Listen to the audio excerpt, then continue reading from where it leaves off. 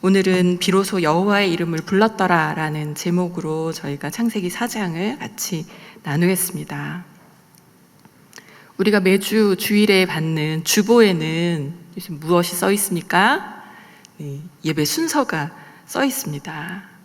그래서 그 예배 순서를 보면 오늘의 말씀도 알 수 있지만 우리가 정말 알아야 하는 것은 오늘 성경 봉독이 누구고 오늘 헌금을 누가 운반하고 이것 이전에 이 말씀으로 내가 하나님 앞에 어떻게 반응할까, 그것이 주보가 우리에게 인도하고 있는 걸음이거든요. 그래서 오늘은 하나님이 어떻게 하실까를 주보를 받으면서 우리는 기대할 수 있습니다.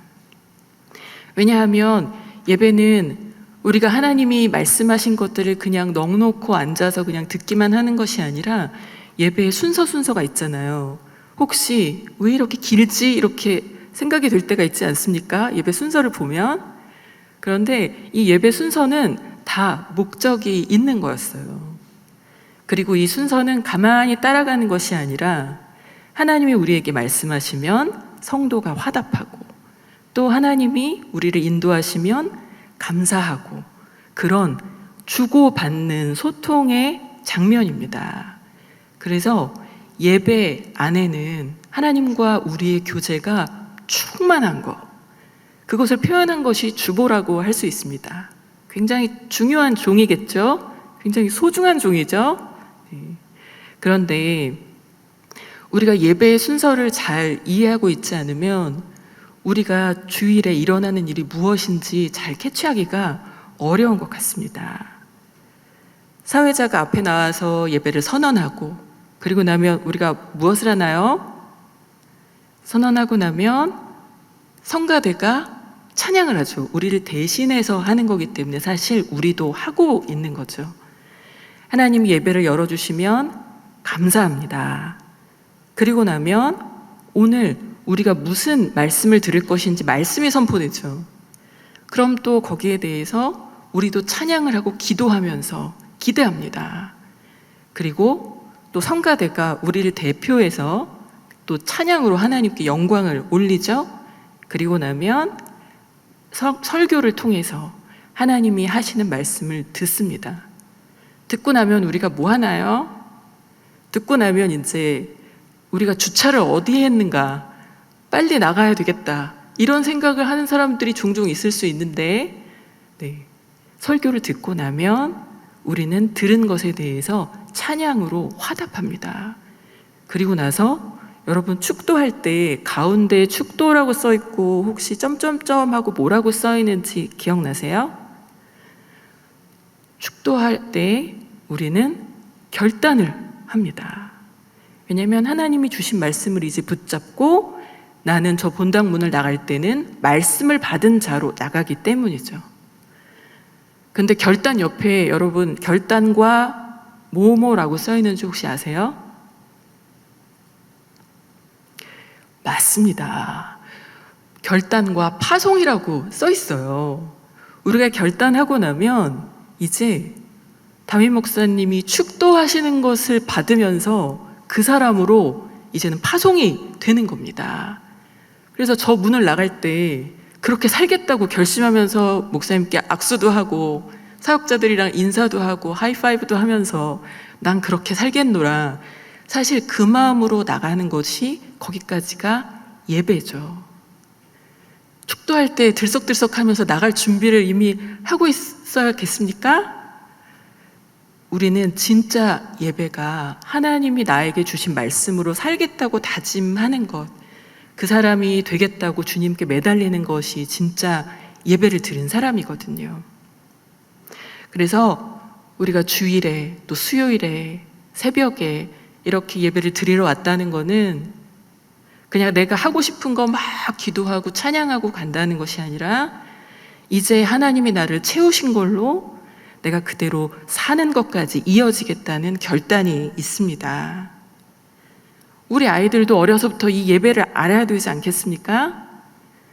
아이들이 그런데 부모님들이 하는 거, 또 우리 선생님들이 하시는 거, 주변의 어른들이 하는 것을 너무나 잘 보고 있다는 거예요.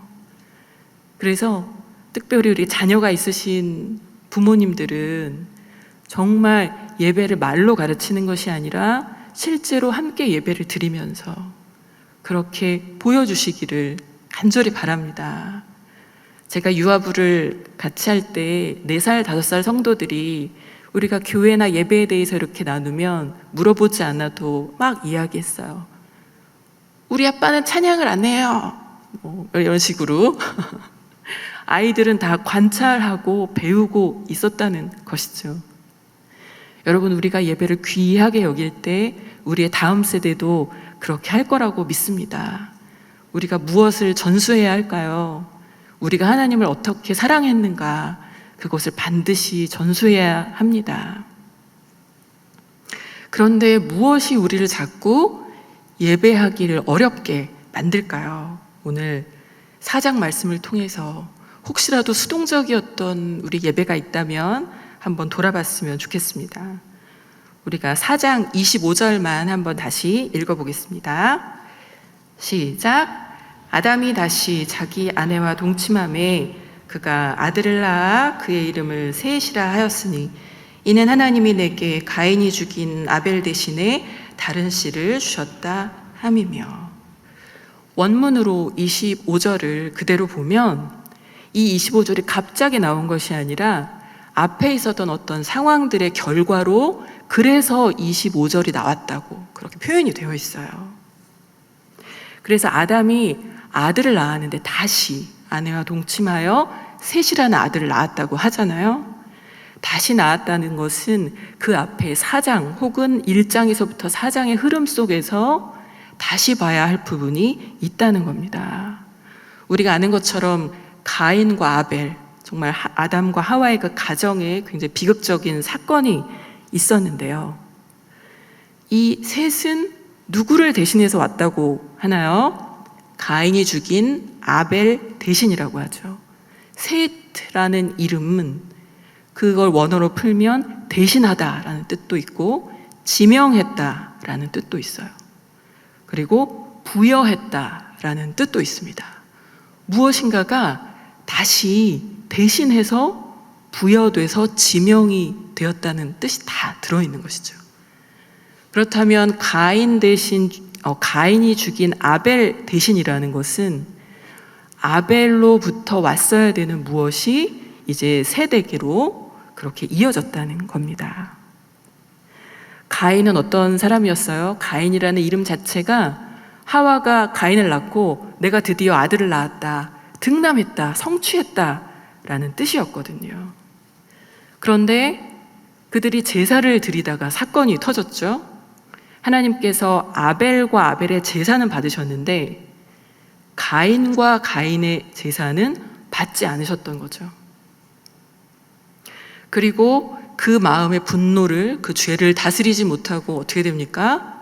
아벨을 죽였고 결국은 집을 떠나게 됐죠. 가인이 갔던 땅의 이름을 여러분 기억하시나요? 맞습니다. 놋이라는 땅이었는데 이 놋 땅의 뜻은 방황하고 방랑한다는 뜻이었어요. 그래서 그곳에서 아들을 낳았는데 에녹이라는 아들을 낳아서 성을 쌓고 그 성의 이름을 아들 이름을 붙입니다. 언뜻 보면, 여기만 딱 보면 집 떠나서 자수성가를 한 것 같은 그런 모습으로 보이지만 성경은 가인의 삶을 처음부터 어떻게 기록하고 있어요? 가인은 어디를 떠났다고 합니까? 그냥 집을 떠난 것이 아니라 누구의 앞을 떠났나요? 여호와 앞을 떠나서라고 기록되어 있습니다. 여호와의 앞을 떠난 삶을 택한 가인은 이후에 여러 자손들을 낳았죠. 그래서 그 뒤에 보면 여러 아들들과 딸의 이름이 나오는데 하나님은 그렇게 막 자기의 성을 가지고 많은 자손들을 거느린 가인에게서 장자의 축복을 이어가지 않으시고 아벨을 대신할 대신할 다른 씨를 다시 허락해 주셨습니다. 아벨은 그럼 무엇을 드렸기 때문에 하나님은 다시 아벨을 대신할 씨를 찾으셨을까요? 아벨은 그 제물만 드린 것이 아니라 또 무엇을 가지고 나갔다고 우리가 볼 수 있어요? 자기 자신을 가지고 나아갔죠. 히브리서 11장에 보면 그 믿음의 장에 보면 아벨은 믿음으로 나아갔다고 기록됐죠. 분명히 아벨은 마음 안에 하나님을 향한 무엇인가로 나아갔던 것 같습니다. 하나님은 그것으로 아벨을 받으셨던 거죠. 그래서 오늘 우리도 이 자리에 와 있지만 이 추위를 뚫고 오신 거 보니까 여러분들은 분명히 그 마음과 믿음으로 함께 나오신 것 같습니다. 맞습니까? 네. 여러분들 분명히 아벨처럼 마음으로 또 우리의 행위로 우리가 드리는 시간과 에너지로 오셨다고 믿습니다. 그래서 가인과 아벨의 사건, 이 앞서 나왔던 그 사건을 통해서 우리에게 가르쳐 주시는 것은 하나님 앞에 나오는 그 마음, 그것이 예배자에게는 최우선이고 전부라는 것이죠. 그리고 그 마음은 나의 삶과 전혀 분리되지 않는다는 거예요. 이제 그 뒤에 있는 셋의 아들 이야기로 한번 가보겠습니다. 다음 26절 말씀을 한번 읽어볼까요? 시작.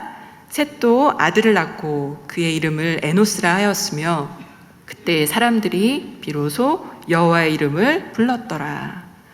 셋은 아들을 낳았는데 이름을 에노스라고 지었습니다. 그런데 이 에노스라는 이름의 뜻이 참 특별한데요. 사실 에노스랑 같은 단어를 아담이라고 쓴대요. 에노스랑 아담은 똑같이 사람을 뜻한다고 하더라고요. 그런데 아담은 전체 인류에 대해서 쓰는 단어라면 에노스는 연약하고 한계가 많은 사람을 뜻할 때 쓴다고 합니다. 그래서 연약성을 드러낼 때는 에노스라고 합니다. 그런데 여러분, 사람이 연약한 게 특별한 특징인가요? 그렇지 않죠? 그것은 우리의 아주 일반적인 특징이죠. 연약하다는 것은. 그래서 특징이 아니라 오히려 본질의 이야기입니다. 우리가 연약하다는 이야기를 할 때. 그래서 우리의 마음에는 누가 있어요? 에노스가 있는 것이죠. 나는 아니야, 나는 아니야. 이렇게 할 수 있습니까? 연약하고 한계가 있는, 그리고 또는 병들었다고 할 때, 병든 사람이어서 소망이 없다고 할 때도 에노스라는 단어를 쓴다고 해요. 여러분, 우리가 에노스 아닙니까? 그죠? 우리가 바로 그 에노스인데, 그런데 왜 특별하게 이런 이름을 붙였을까? 추측해 볼 수 있는 것은 바로 가인의 후손과는 다른 새로운 씨가 필요했기 때문이라고 하셨죠. 하나님께서 가인과 람에게 이어서 그 삶을 도저히 보실 수 없었기 때문입니다. 우리가 우리 자신에게 답이 없다는 것을 알고 살아가야 되는 피조물인데 가인과 라멕은 어떻게 됐어요? 갈수록 악함의 강도가 더 세졌죠. 그런데 셋이 딱 그 상황을 보고 살아가는 그 모습들을 보고 그 안에 아들이 태어났을 때 한없이 자신의 한계, 또 어쩌면 이 아들이 아팠을 수도 있습니다. 또 답답한, 잘 모르겠지만 답답한 자식들이 있을 수 있잖아요. 상황을 볼 때. 그리고 어떤 상황들을 볼 때 자기가 도저히 극복할 수 없는 그런 마음이 있을 때 우리의 삶은 에노스라고 셋이 느꼈을 수도 있죠. 그렇게 이 이름을 붙인 그 아들이 있었을 때 그때의 이야기가 오늘 너무 중요합니다.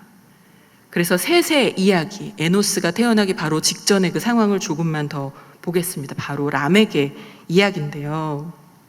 원문에서 라멕은 부인을 2명을 얻습니다. 그런데 이 2명은 그냥 얻은 것이 아니라 자신을 위해서 얻었다고 써 있어요.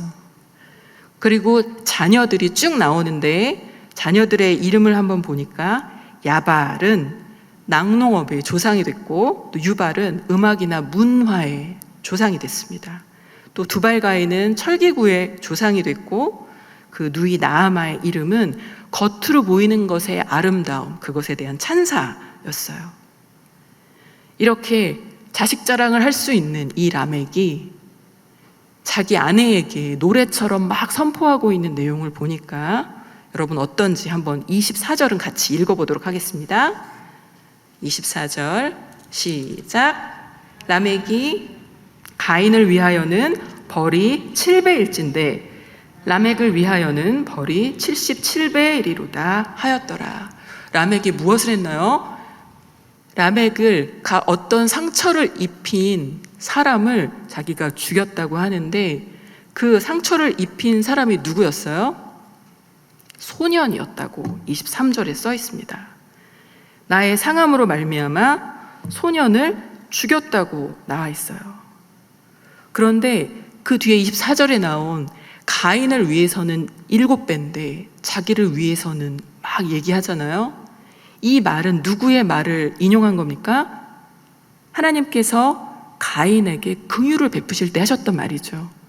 그런데 라멕은 그 긍휼을 이용해서 자기의 악함을 막 드러내고 있습니다.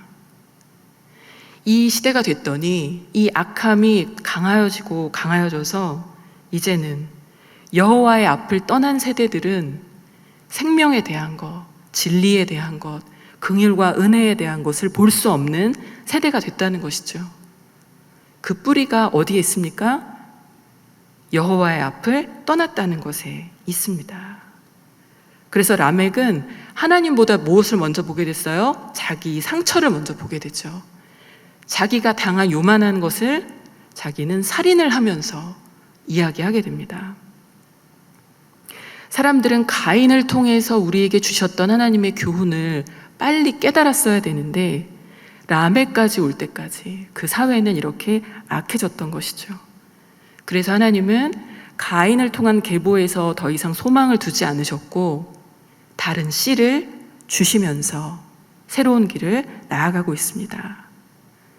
이제 이 4장을 넘어가서 5장에 가면 갑자기 아담의 계보가 나오는데요. 저희가 한번 5장을 넘어가 보겠습니다. 5장 1절에서 3절까지 한번 읽어보겠습니다. 시작. 이것은 아담의 계보를 적은 책이니라. 하나님이 사람을 창조하신 때에 하나님의 모양대로 지으시되 남자와 여자를 창조하셨고 그들이 창조되던 날에 하나님이 그들에게 복을 주시고 그들의 이름을 사람이라 일컬으셨더라. 아담은 130세에 자기의 모양을 곧 자기의 형상과 같은 아들을 낳아 이름을 무엇이라고요? 네, 그 전에 아들들이 있었는데 아담의 계보를 말씀하시는데 자신의 형상을 셋을 통해서 전수하고 있다고 말합니다. 여러분, 셋의 이름이 등장해서 이 셋의 이름은 어디까지 가냐면 이 5장 6절에 보니까 에노스를 낳았고 또 이 이름은 쭉 가다 보니까 30절에 노아를 낳았다. 노아까지 쭉 가고 있죠. 여러분, 이렇게 노아를 통해서 이 계보가 어디까지 갈까요? 쭉 올라가서 신약에 가니까 여러분 누가복음 3장을 잠깐 펴볼까요? 누가복음 3장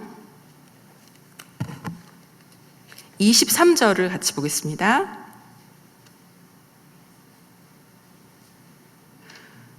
누가복음 3장 23절 같이 읽어보겠습니다. 시작.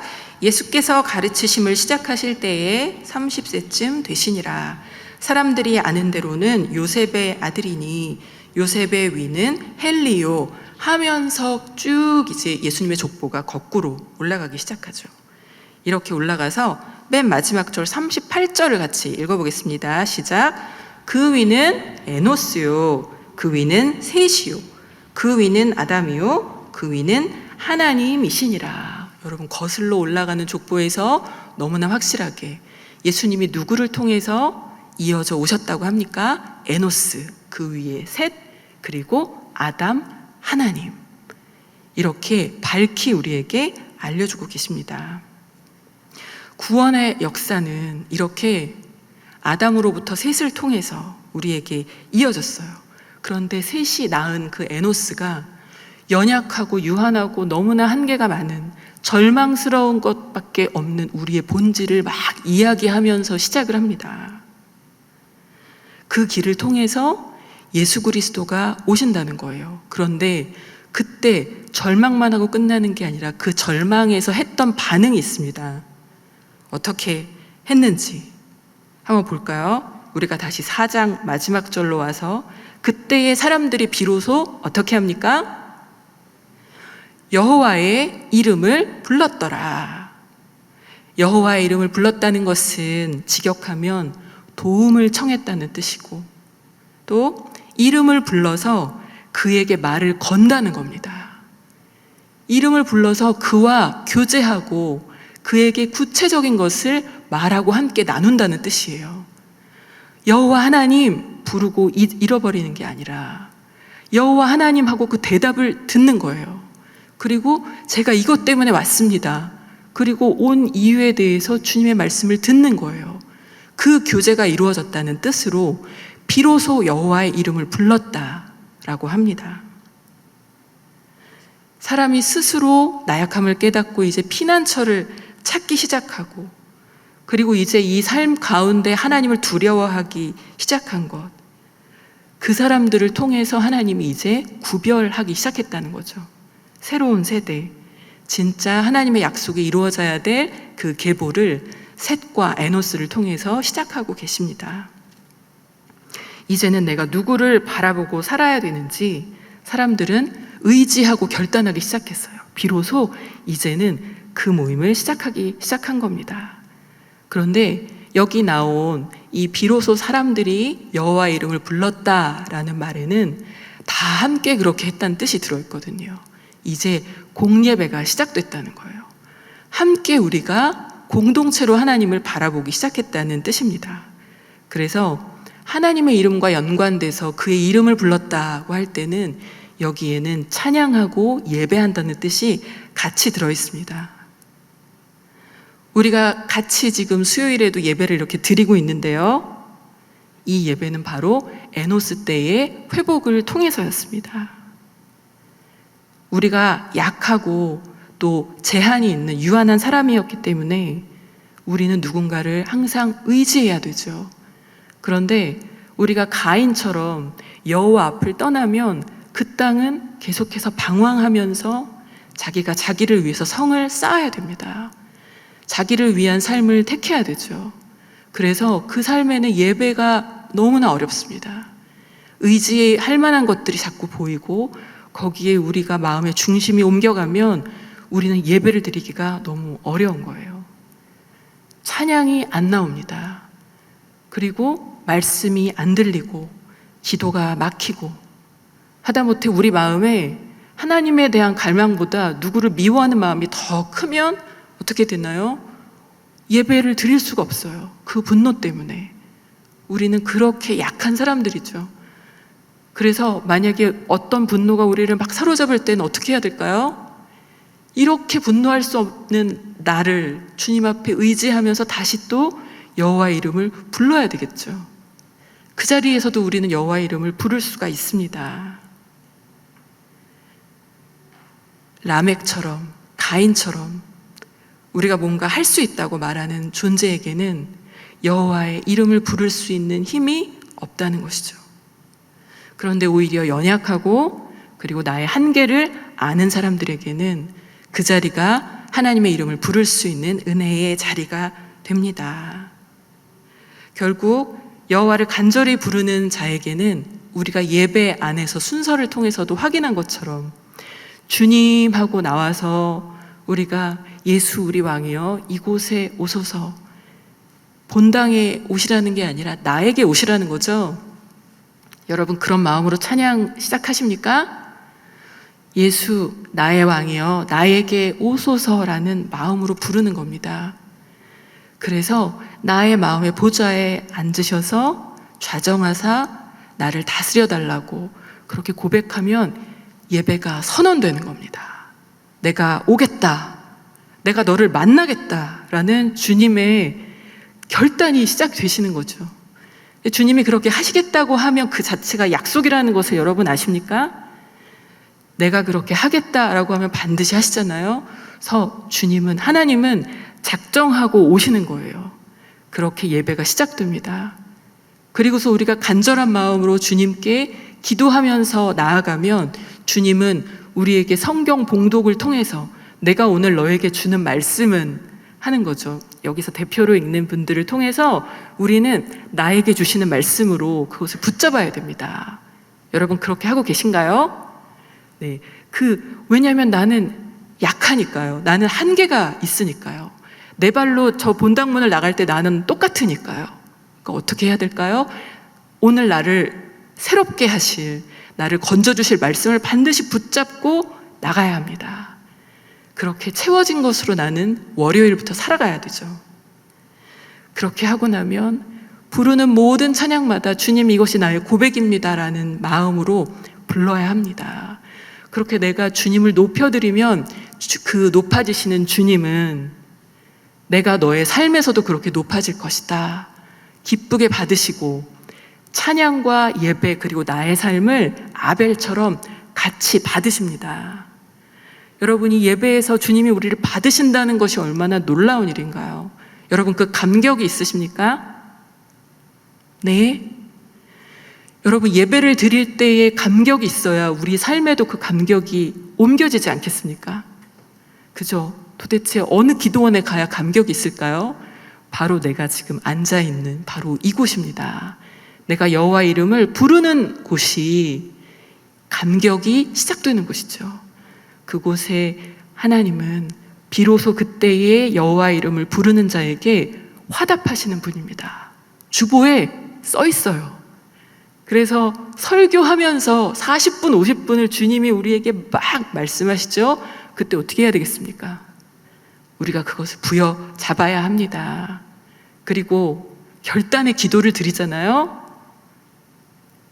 목사님이 축도하실 때 진짜 주님이 나를 복 주시고 나에게 그 얼굴을 대하기 원하시는 그 얼굴을 붙잡고 저 문을 나가야 됩니다. 여러분 예배의 끝에 나는 그 예배 안에서 주님을 대면한 순간을 반드시 가지고 나가야 합니다.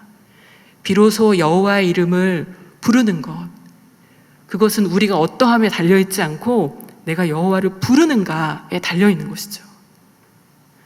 여러분 오늘도 간절한 마음으로 오셨습니까? 예배마다 정말 간절한 마음으로 부르는 보잘것없는 사람들을 통해서 주님은 구원의 역사를 이루시겠다고 하십니다. 성경에 그렇게 써있죠. 셋과 에노스 그리고 예수님까지 가는데 구약에 얼마나 구질구질한 역사를 통해서 갑니까? 인간의 눈으로 봤을 때는. 그런데 주님을 부르는 자들을 통해서 그 역사가 가고 있었죠. 나는 오늘 어떤 계보에 서 있습니까? 여러분 우리는 에노스의 길에 서 있나요? 이렇게 창세기의 처음에 시작하면서 하나님께서는 에덴에서 아담과 하와랑 같이 하고 싶으셨던 것을 요한계시록에 이르기까지 회복하고 싶어 하셨습니다.